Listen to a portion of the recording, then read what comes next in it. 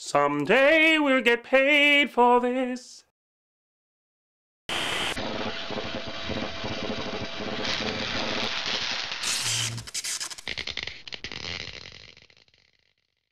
And so the storybook ending was not to be.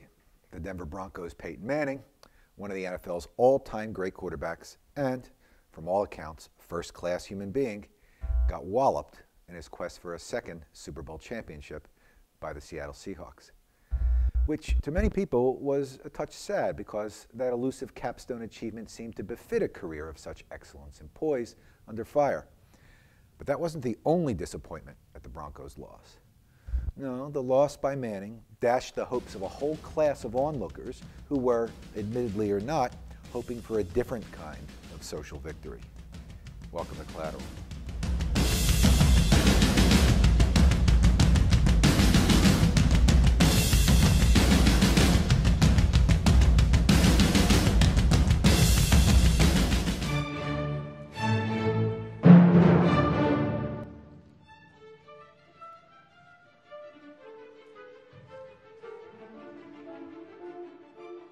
10 years ago this season, ESPN hired Rush Limbaugh in order to stiffen its limp Sunday NFL countdown show. Almost immediately, the porcine prince of Percocet got himself fired, though not, as you may have heard, for the casual racism that's part of his stock in trade. No, he got himself fired because he took a scalpel to the carefully constructed self-image of the sports media establishment and dared to accuse them of their own racial bias.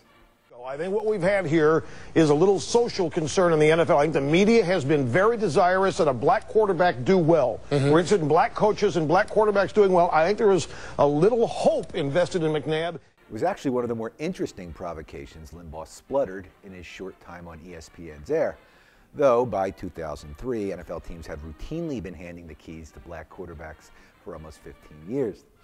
Of course, what Limbaugh didn't say, would never admit publicly, was that perhaps it was understandable that journalists, who are human, might subtly be favoring a class of athletes who'd suffered discrimination from the game's white corporate managers from its inception. But a gutless ESPN lacked the stomach for the sort of debate his provocation might have stirred, and had Limbaugh resign instead. Now, despite finding Limbaugh odious, I wish that debate had taken place, because media of all sorts have always had their favorites, and Peyton Manning is at the top of that list. The Manning worship before the Super Bowl was only the latest example of it. Now, Manning was always going to be treated well by the press in the run-up to the big game, partly due to the excellent treatment he lavished on them during his brilliant career, something media types don't forget. But when a brash, talented, young black cornerback with dreadlocks and a degree from Stanford had the temerity to holler his post-game interview at a startled but very professional Erin Andrews on national television, a Twitter storm of racial anxieties was stirred, and Manning's quest became, subtly, a more urgent matter. Hey, Richard, of all the backlash, the word thug, does that bother you more than any? The only reason it bothers me is because it seems like it's the accepted way of calling somebody the N-word nowadays. You know, it's like everybody else said the N-word, and then they say thug, and they're like, oh, that's fine.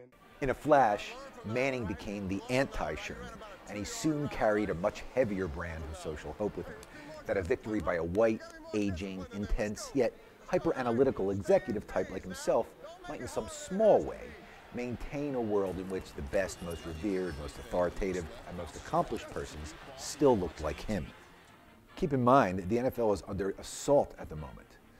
Despite the campaign to convince parents otherwise, professional football is a sport of incredible brutality that takes a ferocious toll on its players. Yet paradoxically, the sport's biggest stars are comparatively frail and unathletic, like Manning and Tom Brady, who nevertheless command the team's on-field operations with great drive. They're also very well-spoken and highly accomplished off the field, which suits the NFL very well. Unfortunately, they're running out of time as the game starts.